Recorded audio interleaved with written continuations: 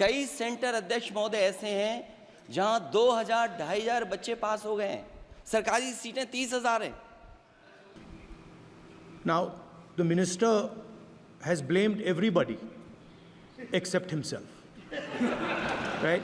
I don't. Honorable Speaker, sir, as I said in my previous reply, there is a background why this pattern of NEET examination is conducted.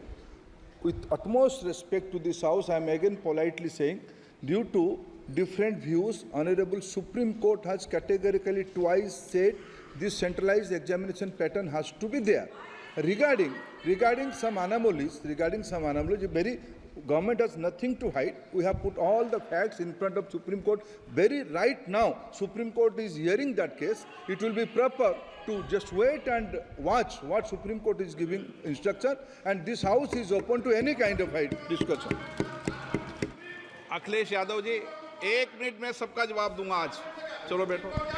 अध्यक्ष महोदय, मैं आपका धन्यवाद देना चाहता हूं। देश के बहुत महत्वपूर्ण सवाल पर आपने मुझे पूछने का समय दिया है। अध्यक्ष महोदय, ये सरकार किसी और का रिकॉर्ड बनाए ना बनाए, लेकिन पेपर लीक का रिकॉर्ड जरूर ये सरकार बनाएगी। अध्यक्ष महोदय, मुझे इसके बैकग्राउंड में नहीं जाना है कि पूछें। अध्यक्ष महोदय, मुझे बैकग्राउंड में नहीं जाना है कि कब कैसे किस संस्था को बनाया गया है। पूरे देश के छात्र इस पे आंदोलित थे। लगातार अखबार और सीबीआई की जांच के बाद चीज़ें सामने आ रही हैं, लोग पकड़े जा रहे हैं, जेल भेजे जा रहे हैं। मैं अध्यक्ष महोदय आपके माध्यम से पूछना चाहता हूं मंत्री जी से, क्या सेंटर वाइज जिन बच्चों को सबसे ज़्यादा नंबर मिले हैं, क्या उसकी सूची जारी करेंगे?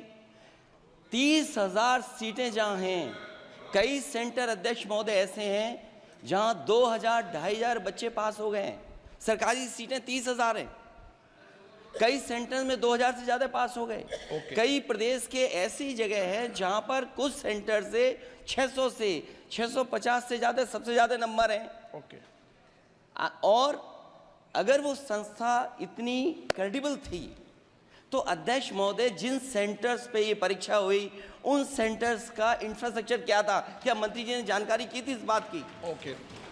अध्यक्ष महोदय, मेरे आपके माध्यम से एक ही निवेदन है कि बिना ये मंत्री जी रहेंगे तो न्याय नहीं मिलेगा बच्चों को। अध्यक्ष महोदय, आदरणीय अखिलेश जी की प्रश्न का मैं विनम्रता से उत्तर देना चाहूँगा कि अभी सुप्रीम कोर्ट में जो चल रहा है केस, सुप्रीम कोर्ट ने ऑर्डर दिया पूरा विद्यार्थियों की सूची को वेबसाइट में उपलब्ध करा दो। सर, पिछले 3 दिन से देश भर की सारे विद्यार्थियों की लिस्ट पब्लिक डोमेन में उपलब्ध है। ये सारा चीज़ खुले पे है और कई प्रकार की तर्क आ चुका है। सर, मैं एक अभी उसमें केरल के विद्यार्थी भी अच्छे किए हैं। क्या हम ये कहेंगे भी वहाँ भी कुछ गड़बड़ी हुई थी? ऐसे आरोप करना, मैं देश की ग्रामीण इलाका, देश की एसटी इस बार सबसे अच्छा परफॉर्मेंस करने वाले देश की एसटी एससी ग्रामीण बैकग्राउंड आर्थिक पिछड़े लोगों की है। क्या हम उनकी मेधा को हम चुनौती देते हैं? और बाकी रहा क्वेश्चन पेपर लीक की, सर मैं शुरू से मेरा एक स्टैंड रहा, राजनीति नहीं करना, लेकिन अखिलेश जी जब वहाँ दायित्व में थे उस सुबह की सर सारे सूची है कितने बार उत्तर प्रदेश में क्वेश्चन पेपर लीक हुए हैं। माननीय एक मिनट प्लीज, एक मिनट। राहुल गांधी जी, आप प्रश्न पूछना चाहते हैं? Speaker sir, it's obvious to the whole country. It's obvious to the whole country that there is a very serious problem in our examination system. This is not just a question of NEET, it is in all the major examinations. Now, the minister has blamed everybody except himself, right? I don't even think he understands the fundamentals of what is going on here. आप प्रश्न क्या है आपका? आ रहा हूँ sir. ये मैं question को सेटअप कर रहा हूँ। इसलिए प्रश्न पूछते हैं। The issue is that there are millions of students in this country who are extremely concerned at what is going on and who are convinced that the Indian examination system is a fraud. That is what is at stake here. Millions of people believe that if you are rich and if you have money, you can buy the Indian examination system. And by the way, and this is the same feeling that the people in the opposition have. And that is why we are asking some very simple questions to Honorable Minister. Number one, as this is a systemic issue, what exactly are you doing to fix this issue at a systemic level? Yes. That's the Okay. first question. Okay question में चल रहा है अभी। Please अब मैं मंत्री जी मैं एक बार बोल दूं इस बात पे।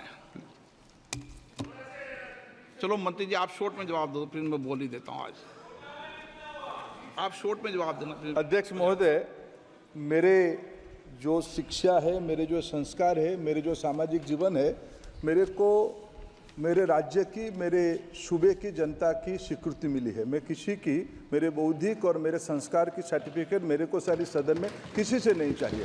देश की प्रजातंत्र में चुन के मेरे नेता प्रधानमंत्री मोदी जी को प्रधानमंत्री की भूमिका दिया है। मैं उनकी निर्णय से यहाँ उत्तर दे रहा हूँ सदन को। बाकी ये कहना चिल्लाने से सच झूठ नहीं हो जाएगा साहब। ये जो कहा गया देश की अभी की एग्जामिनेशन सिस्टम रबिश है सर, इससे दुर्भाग्यजनक बयान देश की नेता प्रतिपक्ष का कुछ नहीं हो सकता है सर। मैं कठोर शब्द से इसको निंदा करता हूं। बाकी रहा, मैं सर आपके सामने, आपके माध्यम से देश के सामने सर एक तथ्य रखता हूं सर। जिन्होंने रिमोट से सरकारें चलाई है, 2010 में 3 बिल आया था सर शिक्षा सुधार के लिए। उन्हीं की पार्टी के नेता आदरणीय कपिल सिब्बल साहब 3 बिल लाए थे। उसमें से एक बिल था एजुकेशन, उसमें एक बिल था prohibition of unfair practice bill 2010, जिसकी उद्देश्य एजुकेशन इंस्टीट्यूशन में माल प्रैक्टिस को बंद करना। सर मेरे सरकार की हिम्मत है, अभी हमने पब्लिक एग्जामिनेशन की इरेगुलरिटीज में बिल लाए, कानून बनाए। क्या मजबूरी था कांग्रेस पार्टी की, क्या मजबूरी था नेता प्रतिपक्ष की? उन्होंने उस बिल को उल्टा किया, किसके दबाव में उल्टा किया? क्या निजी मेडिकल कॉलेज की दबाव में, उनकी घूसखोरी की दबाव में उन्होंने उस बिल को उल्टा किया था? सच सुनने की सामने नहीं है ये। मैं किसी की विद्वता पे प्रश्न नहीं उठाता हूं, लेकिन सच 2010 में शिक्षा सुधार की बिल उन्हीं की सरकार ने लाया था, दबाव में उन्होंने उल्टा किया। ये हमको प्रश्न पूछते हैं। एक मिनट